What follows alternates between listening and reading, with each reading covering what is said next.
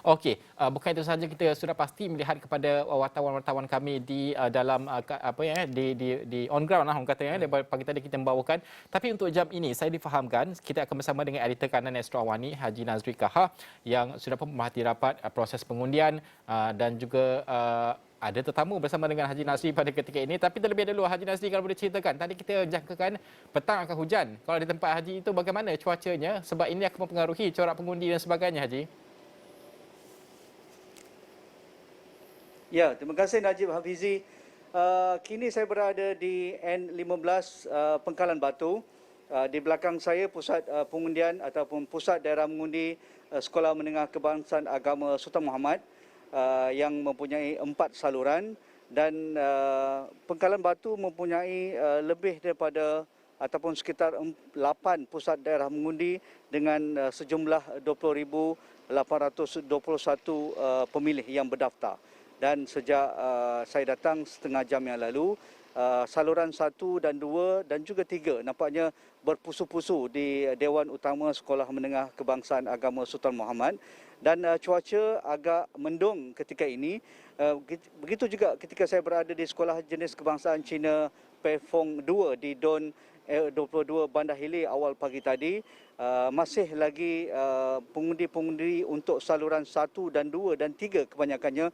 Dan itu juga sebenarnya yang dicadangkan Hafizi dan Najib oleh pihak SPR mengikut kad pengundian yang diagihkan kepada setiap pemilih bahawa slot-slot pengundian dicadangkan kepada mereka iaitu setiap 2 jam 8 hingga 10, 10 hingga 12 tengah hari, 2 hingga 12 tengah hari hingga 2 petang dan seterusnya. Dan nampaknya pengundi di Don Bandar Hilir dan juga di N15 Pengkalan Batu ini menuruti saranan yang diberikan oleh pihak SPR kerana untuk mengelakkan kesesakan, untuk mengelakkan queue ataupun barisan yang panjang di saluran-saluran yang ditentukan. Begitu juga untuk memastikan SOP-SOP akibat COVID-19 ini dipatuhi dengan baik dan senang dipantau oleh petugas SPR ataupun petugas KKM yang ditempatkan di setiap pusat daerah mengundi. Jadi nampaknya cuaca masih baik dan saya rasa dengan cuaca yang mendung ini memberi sedikit kelegaan walaupun kehangatan suhu politik Negeri Melaka ini merupakan D-Day Pilihan Raya Umum Negeri Melaka. Mungkin ingin kita lihat cuaca yang mendung ini berlarutan hingga ke tutupnya pusat pengundian pada jam 5.30 petang. Tetapi kalau kita dapat lihat dengan peratusan yang dikeluarkan oleh SPR hingga jam 9 pagi iaitu sekitar 7%, agak rendah, tetapi sebenarnya SPR tidak menghalang jika pengundi ada urusan yang lain ataupun ingin ke tempat kerja dan sebagainya, mereka boleh saja datang bila-bila masa dari 8 hingga 5.30 petang walaupun masa cadangan itu ditetapkan ataupun dicadangkan oleh pihak SPR. Jadi itu sedikit latar belakang bagaimana proses pengundian dan nampaknya pondok-pondok panas di sekitar pusat daerah mengundi masih tidak ada. Nampaknya tidak kelihatan 2-3 pusat daerah mengundi yang saya sempat lawat pagi ini hanya perai-perai undi membawa plakat ataupun logo-logo parti sahaja. Saya rasa tak ramai pun sebenarnya. Jadi nampaknya ada perubahan norma dan juga cara berkempen yang sudah pun diketatkan oleh pihak SPR. Jadi untuk melihat proses pengundian sejak pagi tadi, adakah dipatuhi dengan baik, adakah difahami dengan baik oleh pemilih. Begitu juga dari sudut angka peratusan mengundi ini, saya akan bersama dengan saudara Mujibu Abdul Muiz, pemerhati SPR dan juga penganalisis politik yang sering bersama kami di Astro Awani. Mujibu, terima kasih. Jauh datang dari Seremban tetapi nampaknya dah berkampung beberapa hari di Melaka. Jadi untuk pemerhatian awal Mujibu sejak dibuka 8 pagi tadi di sekitar N15 Pengkalan Batu, apa yang Mujibu boleh kongsikan dengan penonton Astro Awani dan berbaki jam-jam seterusnya, apa yang perlu dilakukan oleh pemilih kerana kita ingin melihat peratusan keluar mengundi kali ini moga-moga lebih tinggi daripada sasaran pihak SPR iaitu 70%, apatah lagi dengan cuaca mendung, tetapi kita mengharapkan mendung ini sampai ke petang. Kalau hujan masalah juga Tuan Mujibu. Silakan. Ya, baik. Sejak pematian daripada pukul 8 tadi, saya rasa peratusan mengundi itu masih lagi berada di tahap biasa lah. Jadi kalau boleh diseru tu dengan cuaca yang sedikit baik, ya harapnya mendung ini berterusan, tidak ada hujan yang barangkali boleh merencatkan perancangan mereka-mereka yang mengundi. Jadi keluarlah mengundi. Jangan takut, SPR benar-benar mematuhi segala prosedur yang ditetapkan. Tidak ada sebarang ancaman kerana prosedur yang ketat ini dirangka bagi membolehkan semua pengundi itu merasa selamat. Jadi saya rasa ini adalah satu kewajipan dan juga tanggungjawab sebagai warga negara bagi menentukan masa depan warga Melaka untuk 5 tahun dan memilih kerajaan yang bertanggungjawab, yang peka dengan kehendak dan kemahuan rakyat Melaka, dan sudah pasti yang paling kita perlukan adalah memberikan satu kestabilan politik bagi memastikan kesinambungan pentadbiran dan juga perancangan-perancangan kerajaan yang bakal ditubuhkan itu mapan sehingga mandatnya berakhir kelak. Ya. Dari pemerhatian Mujibu di Sekolah Menengah Kebangsaan Agama Sultan Muhammad, ada 4 saluran. Dan kita tahu di Pengkalan Batu ini sekitar 20,821 pemilih dengan 8 pusat daerah mengundi. Jadi adakah perjalanan lancar, dan kebanyakan yang kita lihat tadi kebanyakannya dari saluran 1, 2 dan 3. Adakah Mujibu melihat bahawa saluran 4, 5, 6 akan menyusul ataupun mereka juga mula berpusu-pusu? Saya lihat di pagar luar Sekolah Menengah Sultan Muhammad tadi dah mula sesak, dan juga nampaknya saluran yang 4, 5, 6 juga orang-orang muda pun mula kelihatan untuk mengundi lebih awal. Mungkin mereka ada perancangan mereka tersendiri. Ya, saya rasa ini barangkali disebabkan oleh ada jadual yang ditetapkan oleh pihak SPR. Saranan SPR bagi membolehkan mereka yang lebih berusia di saluran 1, saluran 2 itu untuk keluar lebih mengundi. Tetapi saya difahamkan memang tidak ada halangan kalau mereka juga sudah sampai, tetap diberikan untuk peluang untuk membuang undi. Dan mungkin saya rasa ialah barangkali orang-orang yang sedikit berusia ini mereka tidak ada apa-apa komitmen dan suka untuk keluar awal. Dan juga kalau kita lihat mungkin hari pengundian dibuat pada hari Sabtu, saluran 2, 3, 4, 5, 6 juga sudah mula datang beramai-ramai untuk mengundi. Maklumlah sekarang ini sudah pukul 10 lebih. Jadi kita mungkin merasakan sebelum waktu rehat itu, waktu makan tengah hari itu akan lebih ramailah pengundi-pengundi itu yang hadir. Tetapi itulah yang saya harapkan supaya peratusan keluar mengundi itu lebih tinggi, kerana orang Melaka hanya mengundi untuk parlimen saja selepas ini, hanya memilih 6 calon untuk dihantar ke parlimen. Jadi saya rasa ini adalah satu tanggungjawab yang perlu dilunaskan. Jadi saya rasa kalau warga Melaka yang berada di luar sana, terutamanya yang tinggal di sekitar Lembah Kelang ataupun di sekitar-sekitar Johor, mungkin mengambil masa 1 jam untuk pulang, maka pulanglah untuk mengundi. Kerana ini ruangnya sekarang. Mujibu, pihak SPR dan Menteri Kesihatan semalam juga menyarankan bahawa tiada ada masalah. Warga Melaka boleh mengundi dengan SOP yang ditetapkan, dan beliau berpuas hati dengan SOP yang ditetapkan sepanjang 12 hari berkempen. Jadi untuk hari ini berbaki banyak jam lagi ni. Kita baru 10.30 pagi. Mungkin yang di luar belum membuat keputusan, malaslah nak balik Melaka, malas nak balik kampung.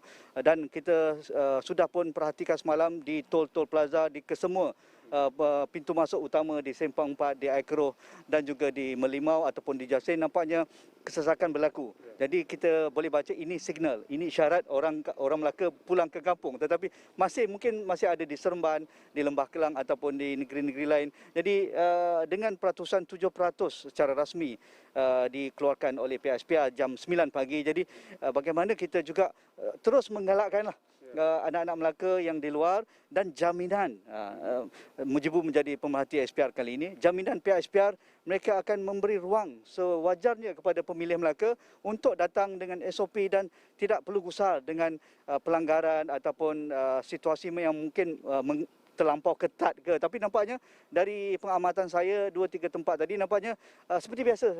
Kecuali mungkin ada pengalaman Mujibu di sini yang mungkin ada bergejala ataupun dalam kuarantin dan sebagainya hadir untuk membuang undi. Ya, saya rasa itu tidak menjadi masalah kerana mereka yang berkuarantin itu tidak akan dibenarkan hadir ke tempat mengundi disebabkan mereka kuarantin lah. Kalau tidak, mungkin mereka akan dikenakan kompaun.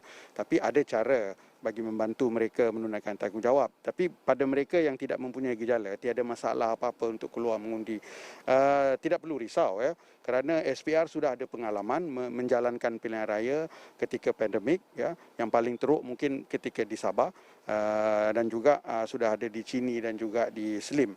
Jadi saya rasa kalau kita perhatikan tadi je ya, SOP itu mungkin sebahagian daripada norma baru. Perjalanan pilihan raya itu tetap berjalan lancar. Prosesnya dijalankan dengan baik.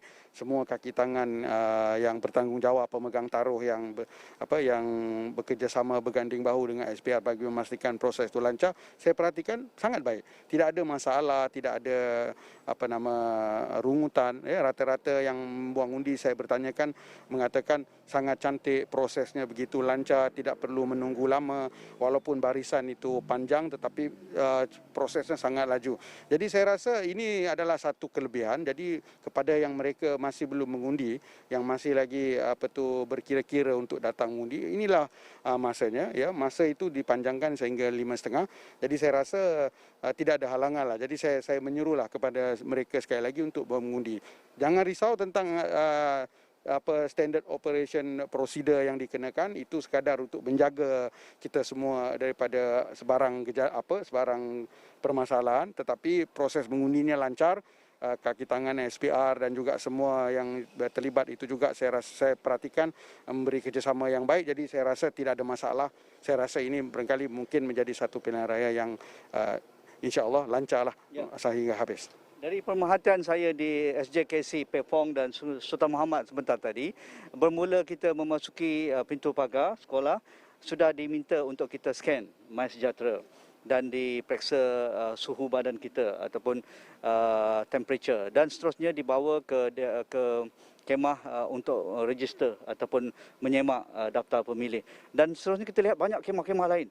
Ada kemah untuk saringan lah, kemah untuk mereka yang ada kes tertentu. Jadi ini semuanya penambahbaikan yang ketara dilakukan untuk pilihan raya negeri Melaka, dan pastinya melibatkan jumlah keketengan tambahan. Ada doktor di situ kan, untuk setiap pusat daerah mengundi, ada petugas-petugas kesihatan, ada petugas-petugas sukarela di bawah SPR untuk menguruskan, melancarkan proses. Jadi nampaknya ini merupakan satu penambahbaikan yang positif, walaupun mungkin SPR terpaksa menambah kos yang lebih tinggi kali ini. Dari pemerhatian sebagai penganalisis politik dan juga melihat secara dekat sebagai pemerhati SPR hari ini, adakah ini wajar ditambah baik oleh SPR hinggalah untuk pilihan raya negeri Sarawak dan pilihan raya umum akan datang, Mujibu? Ya, saya rasa dalam keadaan sekarang ya, memang kita kata di sebalik musibah itu ada hikmahnya. Jadi saya melihat hikmah di sebalik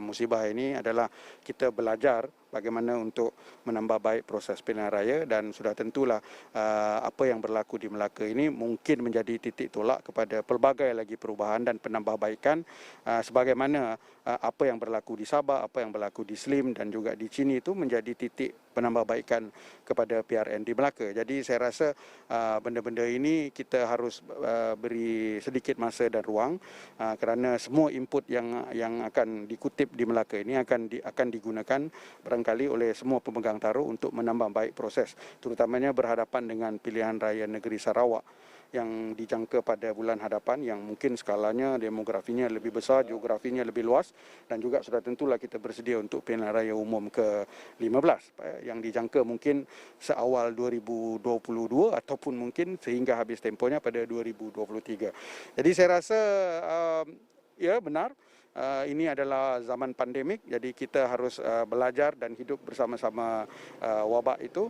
Tetapi saya rasa itu tidak menghalang kepada proses demokrasi kita, kerana life must go on, dan salah satu perkara yang menjadi kita kata penting dalam bernegara ini adalah kehidupan berpolitik, kerana kita faham politik ini menentukan pelbagai dasar program yang secara langsung atau tidak langsung mempengaruhi hidup kita. Ya, seperti mana yang dalam perbincangan kita sebelumnya aja ya, mengapa politik ini penting walaupun kita kata saya tidak mengundi, keputusan tetap begitu, benar. Ya, seperti mana juga kita kata kalau you tidak mengundi, keputusan politik juga tetap begitu. Ya, seperti mana kita kata kalau you marah, kalau dasar suruh pakai kasut hitam lah, songkok putih ke apa ke. Jadi benda-benda itu ditentukan berdasarkan siapa yang menjadi orang kerajaan, siapa yang berkuasa dan memegang kuasa politik itu.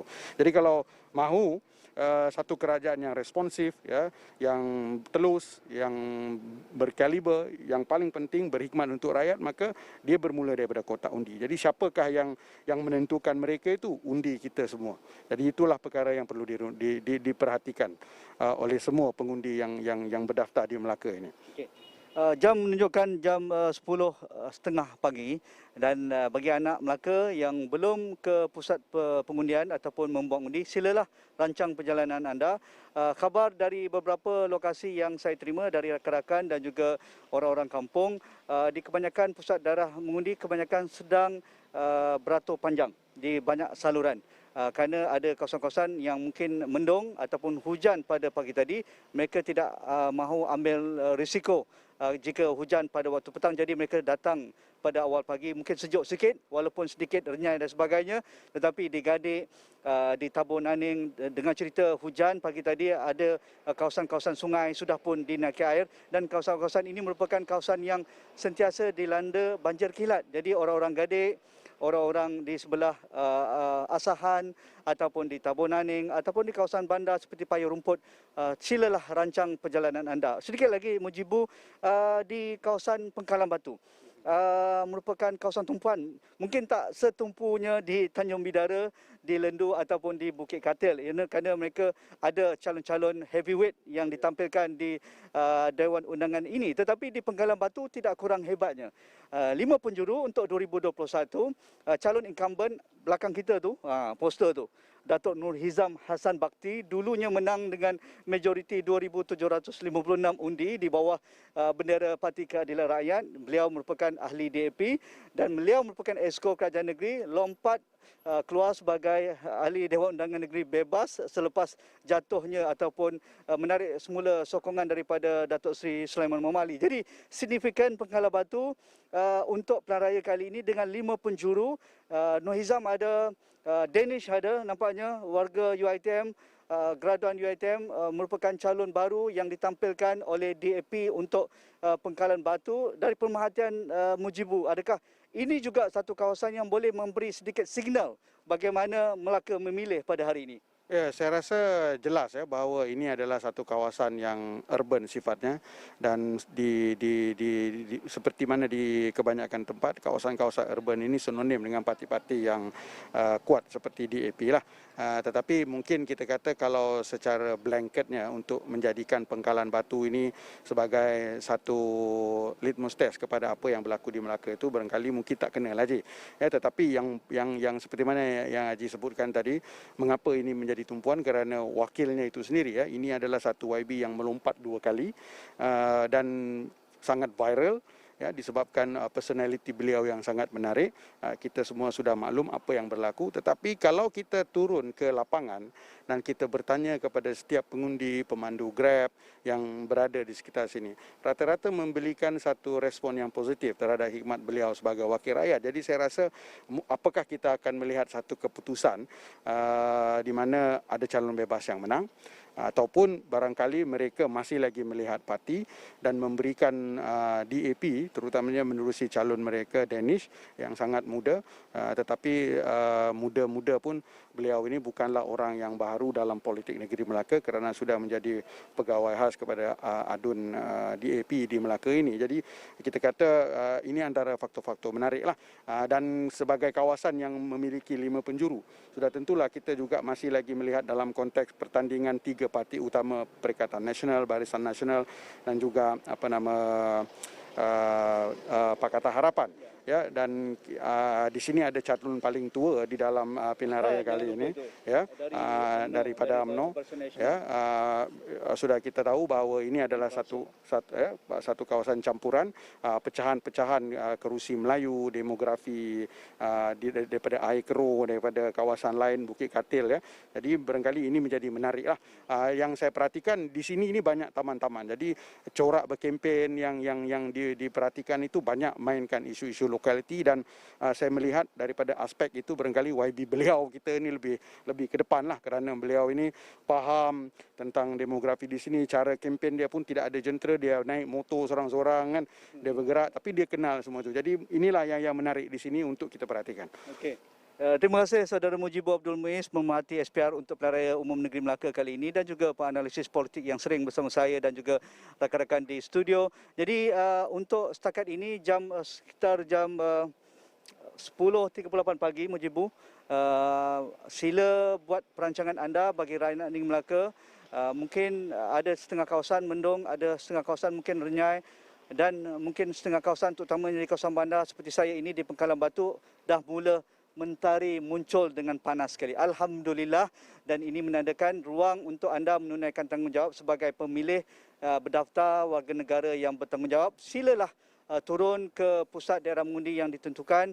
Anda memiliki satu undi untuk menentukan siapakah yang akan dipilih menerajui negeri Melaka untuk 5 tahun akan datang, ya. Ingat, ya, 5 tahun akan datang, bukan setahun, bukan 2 tahun. Pilihan raya umum akan datang, Melaka tidak ada pilihan raya negeri dah, hanya memilih untuk ahli parlimen di 5 parlimen yang ada di negeri Melaka. Jadi anda perlu bertanggungjawab, anda perlu memikirkan keluarga anda yang tinggal di kampung, ibu, adik, saudara mara dan sebagainya. Mungkin anda bersenang lenang di Lembah Kelang, tetapi di Melaka anda perlu bertanggungjawab memilih siapakah yang mampu memberikan kerajaan yang stabil, polisi-polisi yang merakyat, dan juga tidak ada isu lompat parti dan kestabilan yang sentiasa digugat akibat permainan elit politik. Jadi itu saja setakat jam 10.38 tengah pagi ini, Najib dan Hafizi. Saya akan ke pusat daerah mengundi lain di sekitar Pengkalan Batu dan juga kawasan-kawasan DUN yang ada seperti di Bukit Katil ataupun di Air Keruh. Kembali kepada studio bersama Najib dan Hafizi. Okey, terima kasih Haji Nazri. Itu dia pesanan buat pengundi-pengundi keluar mengundi. Sebahagian daripada darah Melaka itu mengalir dalam tubuh Haji Nazri untuk menggesa semua penduduk-penduduk negeri Melaka keluar segera. Perbezaan cuaca itu akan, ialah sekarang ini nampak mentari muncul di tempat Haji Nazri berada pada ketika ini. Namun sebarang kemungkinan berlaku hujan dan sebagainya, jadi menyukarkan keadaan.